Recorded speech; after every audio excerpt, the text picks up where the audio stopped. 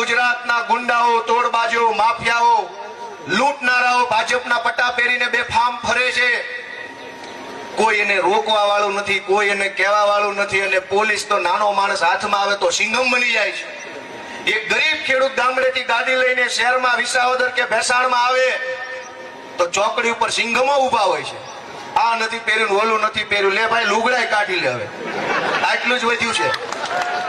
અને ગુંડાઓ જંગલ ખોદી નાખે, રેતી ખોતરી જાય, બેલા કાઢી જાય, દારૂ વેચે તો સિંઘમ સાહેબોની ઓકાત નથી કે એક શબ્દ પૂછે ભાઈ તું ક્યાંનો છો? ભાજપના પટ્ટા પહેરીને ફરે છે ગુંડાઓ બેફામ. કોઈ રોકવા વાળું નહીં, કોઈ ટોકવા વાળું નહીં, કોઈ કહેવા વાળું નહીં. દોસ્તો એક તક મને આપો, જો આ ગુંડાઓને હમાનમા ન કરું તો બીજી વાર હામો નહીં મળે. ભાજપના પટ્ટા પહેરીને મન ફાવે એવી દાદાગીરી ગામડાની અંદર નહીં જેવો ભાજપ વાળો હોય, આખા ગામને દબાવતો હોય. સરકારી યોજનાઓ આવે કોઈ પણ ગામમાં ભાજપની ટોળકી વેચી લે. ગામના માણસોને સરકારી યોજનાનો લાભ ન મળે. ખેડૂતને સાધન સહાયની અનેક યોજનાઓ બની છે. પોર્ટલ ખુલે, અરજી કરો ન કરો તો પોર્ટલ બંધ. આવું સાચું બોલ્યો કે ખોટું બોલ્યો? ભાજપના મળતિયાઓને પાક વીમો મળે, ભાજપના માણસોને તાર ફેન્સિંગની યોજનાનો લાભ મળે, ભાજપના માણસોને સબસિડી વાળા ટ્રેક્ટર મળે. અને તમને તો એક નાનો એવો ખેડૂત ખાતેદારનો દાખલો કઢાવવા જાવ તો મામલતદાર 50 ધક્કા ખવડાવે. આ વાત સાચી છે કે ખોટી? આપણે જ્યારે જઈએ ત્યારે સર્વર ડાઉન. આ ચૂંટણીની અંદર ભાજપના સર્વર ડાઉન કરો એવી વિનંતી કરવા માટે આવ્યો છું. દોસ્તો આ વિસ્તારમાં ભાજપના નેતા બનીને ગાડીની આગળ ભાજપના પટ્ટા મૂકીને ફરનારી ટોળકીની સંખ્યા બહુ મોટી છે. ભાજપની ફોર વ્હીલની આગળની ડેશમાં ભાજપનો પટ્ટો હંકેલીને એવી રીતે મૂક્યો જાણે ભારત રત્ન પડ્યો હોય. અને હોશિયારીમાંથી હાથ ન કાઢે. મારે આખા જુનાગઢ જિલ્લાની ભાજપની ટોળકીને કેવું છે કે પાણીયાળા હોવ તો કેન્દ્ર સરકારે મંડળીમાંથી લીધેલા ધિરાણ ઉપર છેલ્લા 2 વર્ષથી 3% લેખે વ્યાજ નથી આપ્યું. પાણીયાળા હોય ભાજપ વાળા તો વ્યાજ અપાવે વિસાવદર ભેસાણની જનતાને. ગાડીમાં પટ્ટા રાખીને ફરવાથી મહાન નહીં થઈ જાઓ. તમારી સરકાર રાજ્યમાં, તમારી સરકાર કેન્દ્રમાં, બેંકમાં તમારા ભાજપના માણસો ડિસ્ટ્રિક્ટ બેંકમાં હાથમાં પાણી હોય, કાંડામાં બળ હોય, અપાવો પાકમાં, વ્યાજમાં પાવો. દોસ્તો આ ભાજપના માણસોએ પાક વીમો બાકી છે એ તો યોજના બંધ થઈ ગઈ. 2019 ની અંદર અનેક ખેડૂતો પાસેથી પાક વીમાના નામે કાપી લીધા પૈસા. અનેક લોકોને પાક વીમો મળ્યો નથી. 2019 નો પાક વીમો હજુ સુધી બાકી છે. 500 કરોડ કરતા પણ વધુ રકમ ખેડૂતોને ચૂકવવાની બાકી છે. તો કોઈ ભાજપ વાળો બોલશે નહીં.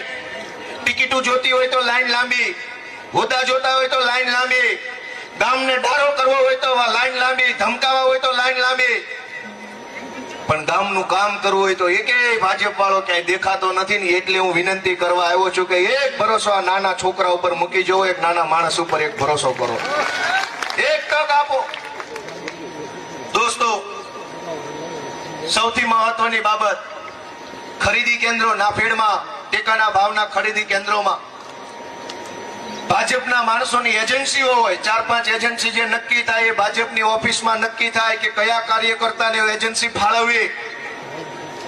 અહીંયા મુખ્યમંત્રી આવે, અહીંયા કૃષિ મંત્રી આવે માંડાવડ યાર્ડમાં તો ખેડૂતોના મસીહા બનીને આવે. ખેડૂત જેવા લુગડા પહેરવાથી ખેડૂત ન બની જવાય. ખેડૂત જેવું કાળજું હોવું જોઈએ, ખેડૂત જેવું મોટું મન હોય એ ખેડૂત બની શકે. લુગડા તો ગાંડોય ખેડૂત જેવા પહેરલે રેલવે સ્ટેશને ફરતો હોય. દોસ્તો આ ખરીદી કેન્દ્રોની અંદર ભાજપના ગુંડાઓએ દાટ વાળ્યો છે. એક ખેડૂત આખું વર્ષ મહેનત કરે, મજૂરી કરે, દવા, ખાતર, બિયારણ, મજૂરી, તડકો, વરસાદ, પાણી, બધી વસ્તુની અંદર જીવ રેડ્યા પછી જે 2 ખાંડી, 5 ખાંડી, 50 ખાંડી માંડવી થાય એ ટ્રેક્ટરમાં ભરીને લઈ જાય. અને ન્યા ભાજપના ગુંડાઓએ કેન્દ્ર ઉપર બેઠા હોય કે 1 ખાંડીએ 2000 આપો તો સિલેક્ટ, નકલ માલ રિજેક્ટ. એને કોઈ કહેવા વાળો નથી. આ ભાજપની અંદરથી 76 જણા તાલુકા પંચાયત, નગરપાલિકા, જિલ્લા પંચાયતની સંસદ મળીને 76 જણા વિધાનસભામાંથી ચૂંટાયા છે. એક પાણીવાળો હોય, તો બોલવું જોઈએ કે ખાંડી 1000 ની કટકી કેમ લેવામાં આવે છે, પણ નહીં બોલે. બકરા છે બકરા, બોલશે તો બે બે બે બે કરશે.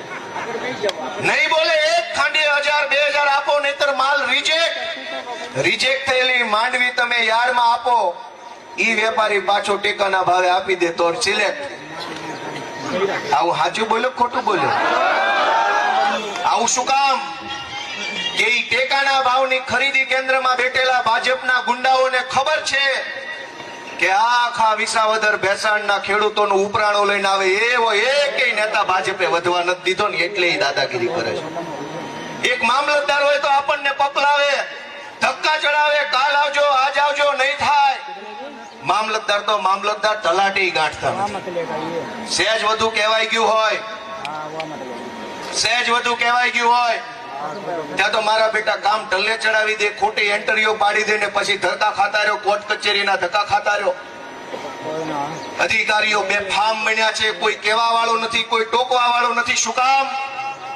76 નેતા અહીંથી છે, ધારાસભ્ય બાદ કરતા, સાંસદ સભ્ય, નગરપાલિકા, તાલુકા પંચાયત, જિલ્લા panchayat, Junagadh district bank, APMC, આખું ભાજપનું ટોળું બેઠું છે.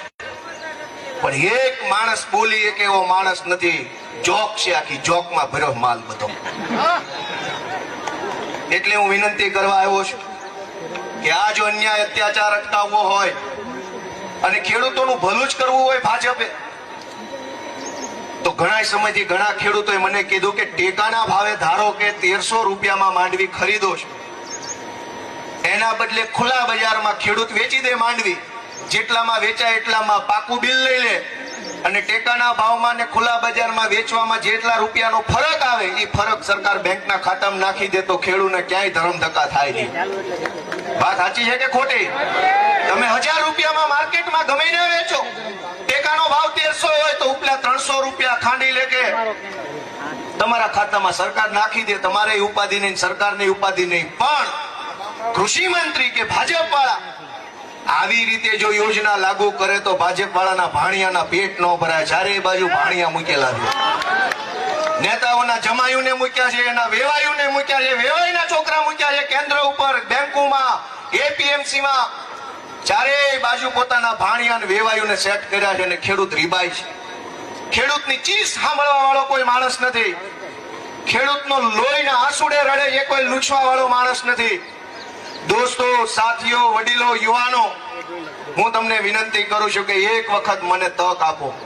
અમે ઘણું કંઈક કરવાની ક્ષમતા રાખીએ છીએ, ઘણું કરવાની તમન્ના છે, ધગશ છે.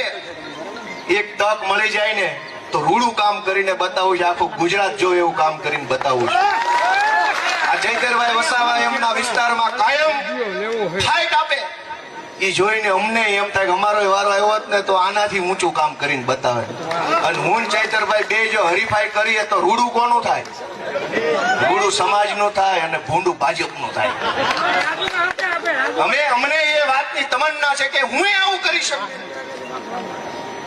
પણ દોસ્તો, હું તમારી પાસે આશા લઈને આવ્યો છું કે આ વિસાવદર ભેસાણ જુનાગઢ ગ્રામ્યની ચૂંટણી એ સામાન્ય ચૂંટણી નહીં રહે.